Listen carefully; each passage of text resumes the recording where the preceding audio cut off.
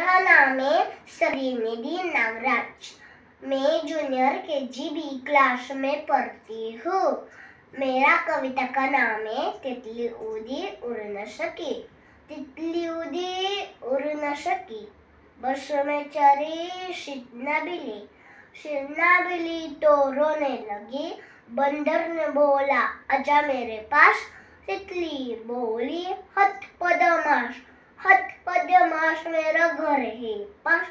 हट पदमाश मेरा घर है पास। तितली उड़ी उड़ न सकी, बस में चढ़ी ट्रेन में चढ़ी शीतना बिल्ली तो रोने लगी।